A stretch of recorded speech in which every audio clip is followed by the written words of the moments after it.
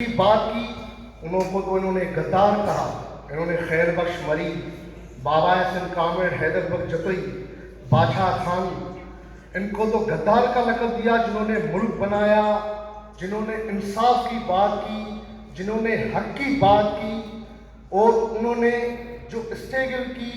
آج بھی یہ قومیں تب چل سکتی ہیں جب ادھر کوئی اتحاد بنے، جب پارلیمنٹ آزاد ہو، عدلیہ آزاد ہو.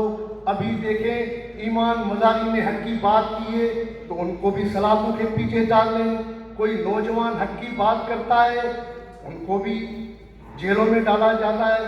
اپنی ترمیمیں بنا رہے ہیں، 27ویں آئینی ترمیم، پی کا ایک خود ہی ترمیمیں بنا رہے ہیں. کچھ انصاف نہیں ہو رہا. تب انصاف ہوگا جب اپن کو ایک اتحاد بنانا پڑے گا.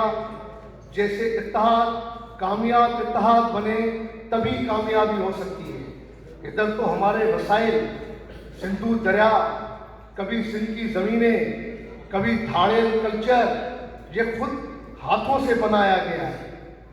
تو ہم تو آج ANP کو سلام پیش کرتے ہیں.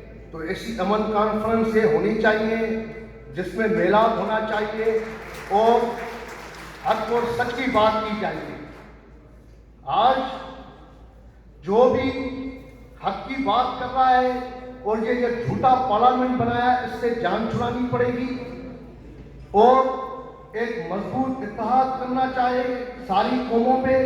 بلوچستان پہ بلوچوں پہ وسائل چھینے جا رہے ہیں، سندھ پہ سندھیوں کے وسائل چھینے جا رہے ہیں، پشتونوں کے وسائل چھینے جا رہے ہیں. یہ ملک اسٹیبلشمنٹ نے بنایا اور اسٹیبلشمنٹ چلا رہی ہے.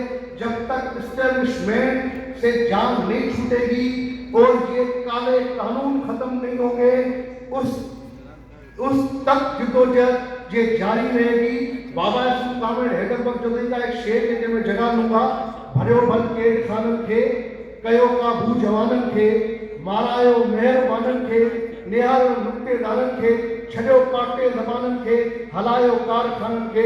تو پاکستان زندہ باد.